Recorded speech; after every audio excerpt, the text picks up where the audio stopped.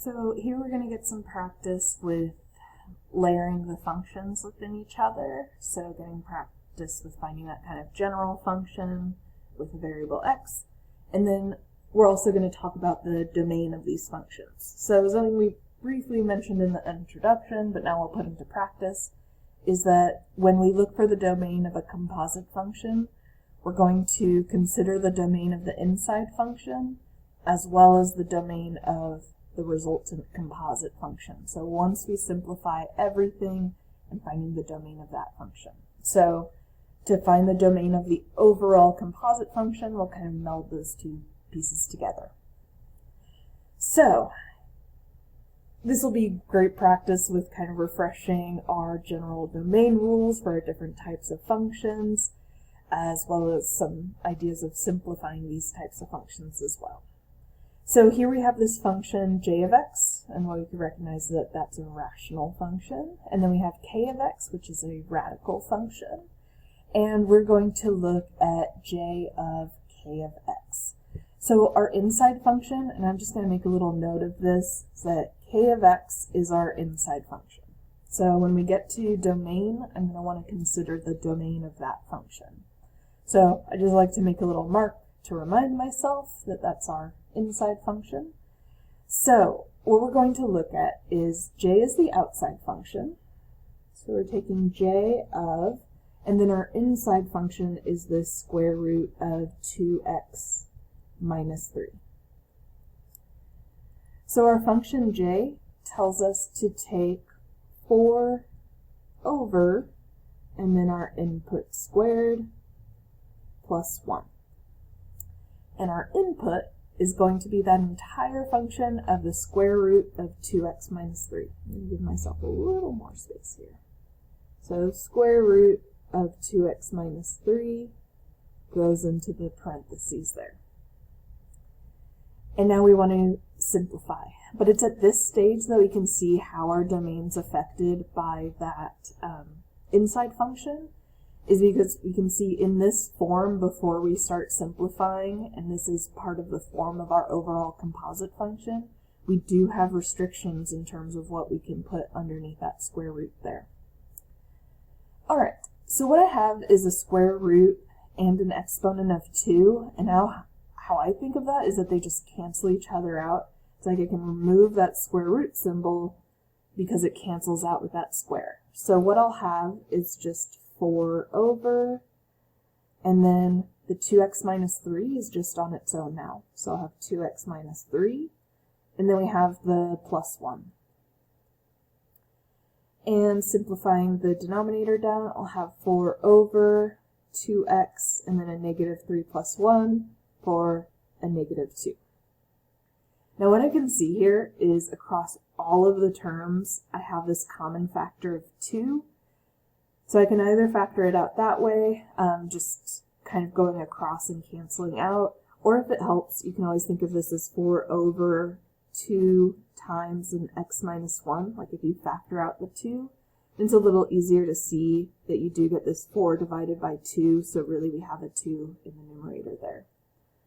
But basically what I end up with is finding j of k of x is going to be the function 2 over x minus 1 in its simplified form. So that's one piece of what we're solving here. I'm just going to put a square around that so we can see it. Then my next piece is the domain. So what I'm going to focus on first is just the domain of k of x.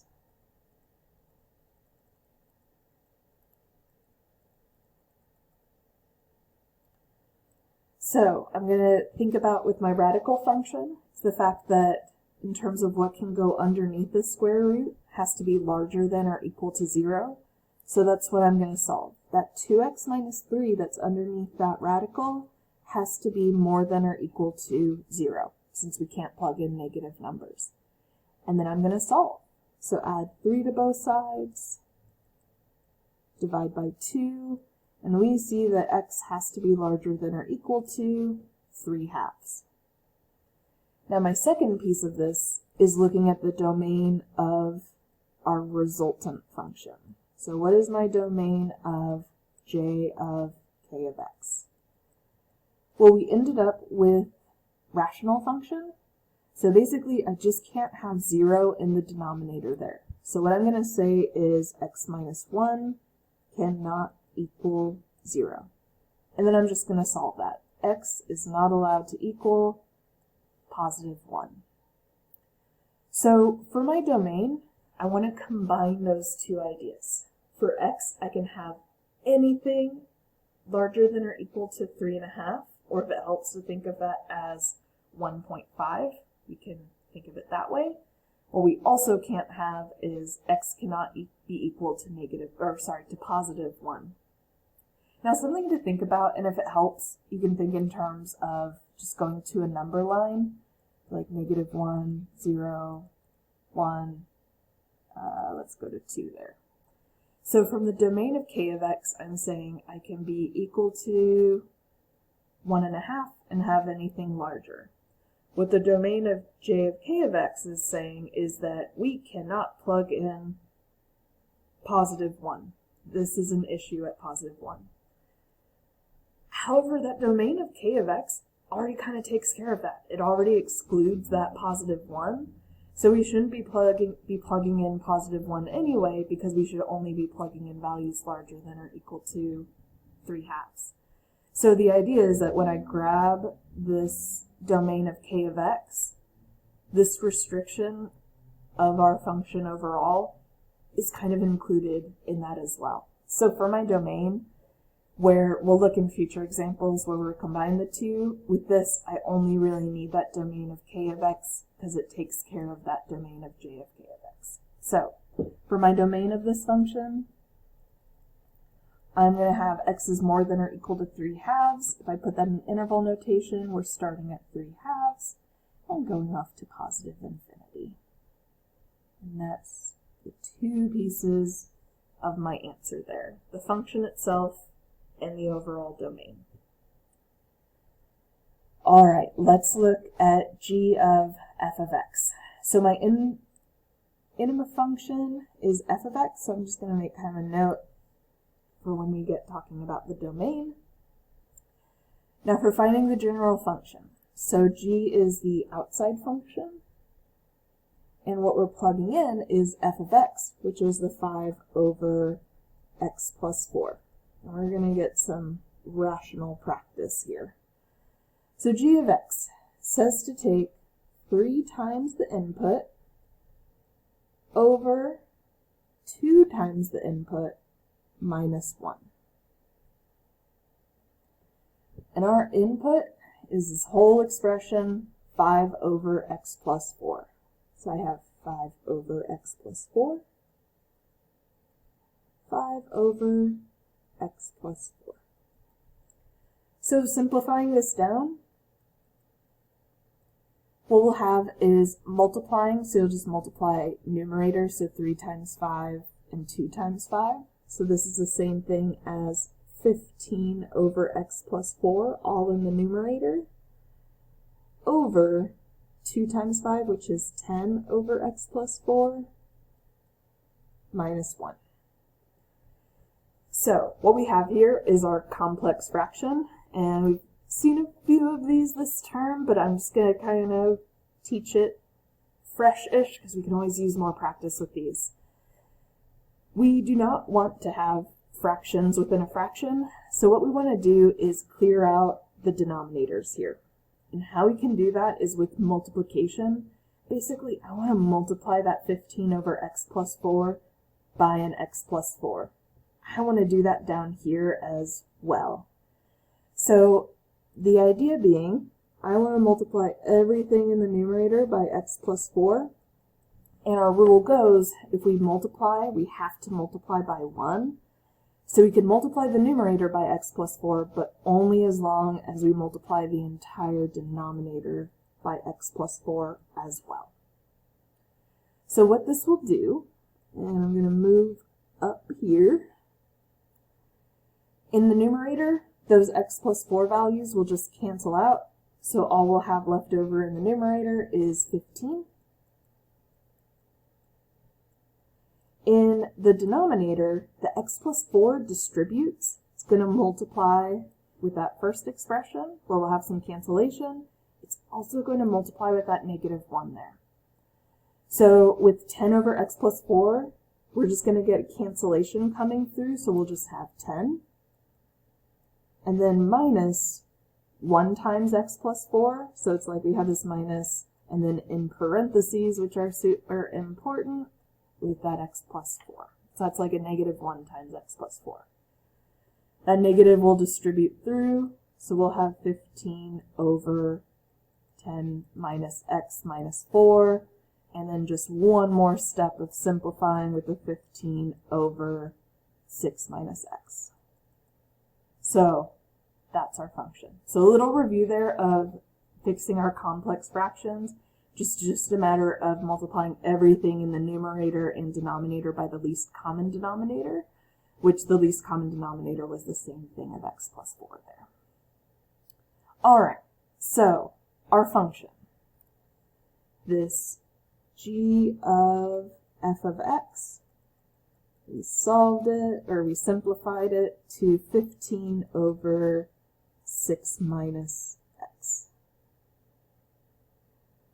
And now we need to think about domain. So I'm going to start with the domain of the inner function. So domain of f of x, I'm going to do this off to the side here. So domain of f. And since it's rational, I just don't want that denominator to be 0. So our denominator is at x plus 4. So x plus 4 cannot be equal to 0. And if I just subtract 4 from both sides, I see x cannot be equal to -4. So that's one restriction coming through. And then my other piece is to look at the domain of our resultant function. So looking at the domain of g of f of x, which is also a rational function, and we don't want a denominator of 0. So we're saying that 6 minus x cannot equal 0, which tells us that x cannot be equal to 6. So what we're ending up with here is this number line where we can have x be absolutely anything except for -4 and except for +6. So it's like I want to have a number line where everything's filled in, but I have a hole at -4 and a hole at +6. So in interval notation, what that will look like is we can have everything from -infinity up to -4, but I want to use parentheses because I don't want to include -4. And then union, starting at -4 but not including it, going all the way up to +6 but not including +6. Union starting at +6 but not including it, all the way up to +infinity. That's what we get from studying the domain of our functions. And when we have holes, what we see is this kind of union scenario where we just want to skip over that one value.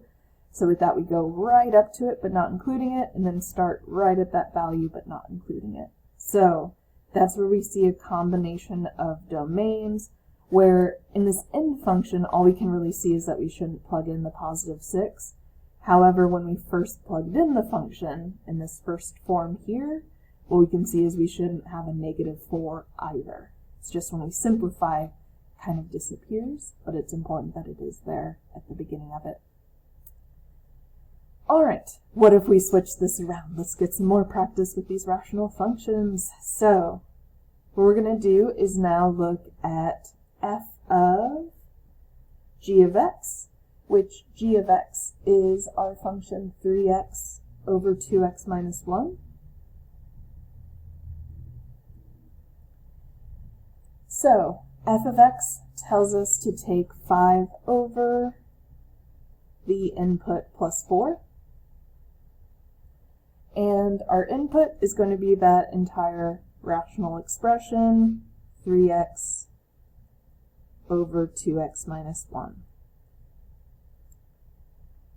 Now what we're getting here is the same thing as what we saw up above here, in that I have in fact, I'll just get rid of those parentheses there so you can see a little more clearly, in that we have a fraction within a fraction, or a complex fraction, so I want to get rid of that denominator. So what I want to clear out is this denominator of 2x minus 1. So what I want to do is multiply by 2x minus 1. So we get that cancellation. But we have to multiply the entire denominator, and then whatever we multiply in the denominator with, we have to multiply in the numerator with as well. So simplifying this, something I'm going to do though is I'm going to keep this factored out. Like, I'm not going to distribute the 5, because what could happen is once we start simplifying the denominator and simplifying things out, we might see some things that cancel. And in order to see things cancel in rational expressions, we need the factored form. So I'm going to keep things factored until the very end here. So I'm going to keep that 5 separate from the 2x minus 1, just in case we see a 5 come through or a 2x minus 1 that we can cancel out. All right, the 2x minus 1 is going to distribute in. So with that first term, the 2x minus 1 is going to cancel. So we'll just have 3x left over. And then 4 times 2x minus 1, we'll have 4 times 2x and 4 times a negative 1. So we'll have this positive 8x and this minus 4. So simplifying that down, we'll have, I'm going to keep that factored out in the numerator there, 5 times 2x minus 1 over 11x minus 4. And then I can see that nothing is going to factor out there. There isn't a common factor in that 11x minus 4. So I could distribute that 5 times 2x minus 1 to a 10x minus 5. Since that's technically more simplified, since there aren't any more operations to do. So our function f of g of x is equal to 10x minus 5 over 11x minus 4. Now for the domain. Our inside function is g of x. So what I want to do is focus on the 3x over 2x minus 1. And what I can see is I just don't want that denominator to be 0. So for the domain of g of x, I want to make sure 2x minus 1 does not equal 0. And solve for x, so add 1 to both sides, divide by 2. So x is not allowed to be positive 1/2. Now, the resultant function, getting the domain of f of g. I'm going to take that denominator, 11x minus 4, and that's not allowed to equal 0. Add 4 to both sides, divide by 11. X is not allowed to equal 4/11. So with this, it's going to be similar to up above there where I have these 2 holes in the graph. I don't want x to be equal to 4/11. I don't want to have x equal to 1/2. If it helps visually to know where these land, since our, let's see, we're between 0 and 1 here. So 1/2 is right in the middle there. 4/2 is just a little less than 11, or sorry, a little less than 1/2. And if it helps, you could grab the decimal form of it, so which is 0.36 about. So you can see is we have this hole at 4/11, which is just to the left there. So what we want to write in terms of our domain is we want everything from negative infinity up until 4/11, but not including it, then everything between 4/11 and 1/2, and then everything off to positive infinity. So for my domain, I'll have negative infinity up to 4/11, but not including it, union starting at 4/11, but not including that, off to 1/2, union 1/2 off to positive infinity. All right. So there's an example where just switching the order of the composite function totally changes the resultant function. It also totally changes the domain. So order is really important in terms of what's the inside function and what's the outside function. Okay, sorry, this video is getting kind of long here, but one more example here, but this will be a little more straightforward without the rational functions. So determining the domain of j and k. So for j, t minus 1 has to be more than or equal to 0. So this is telling me that t has to be more than or equal to 1. So for j, our domain starts at 1 and including 1 and goes off to positive infinity. For k, that's our quadratic function, so that domain is all real numbers. So looking at our composite function, where we're taking j of, and then k of t is equal to t squared minus 5. So with this, j tells me to take the square root of our input minus 1, and our input is t squared minus 5. Simplifying that down, we'll have the square root t squared minus 5 minus 1, which is minus 6. With this, we can't simplify this further because of that subtraction in there. Like some students like to take the square root of t squared, and we could do that if there was multiplication, but with that subtraction, those are grouped together. You could look at factoring it, but this actually gets stuck with factoring. So stating the domain, so we're going to have the domain of k, which is just all real numbers, so no extra restrictions there.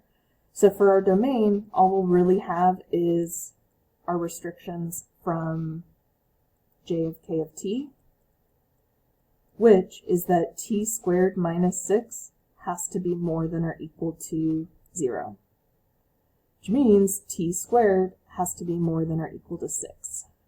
Now we haven't had a lot of practice with solving this expression here. What we could tell is if this was an equation, we're focusing on plus or minus square root of 3. But with an inequality, let's see how that comes through with a graph. So what I want to focus on is that I want to see where is t squared, so our parabola, where is that more than or equal to 6? So how we could visualize that is graphically. So here's x squared or t squared, our parabola, and here is an output of 6. And what we can see is there's these two intersection points, and that's happening at plus or minus the square root of 3. So I want to see where the parabola is more than or equal to this line. So where that's occurring is, well, here's where they intersect, so they're equal here, and then everywhere to the left here, my outputs from the parabola are larger than 6. So what I want for my domain are all of these values that are less than or equal to that negative square root of 3. And also on this right-hand side, when I go to the right of this positive square root of 3, the outputs for x squared are also larger. So basically I just want to exclude this region in here where the outputs for my parabola are below 6. So my domain for this example here is going to be from negative infinity to negative square root of 3 and including it, and that's coming from the fact that we can have equality there, and then skipping over everything in between, starting at positive root 3 off to positive infinity.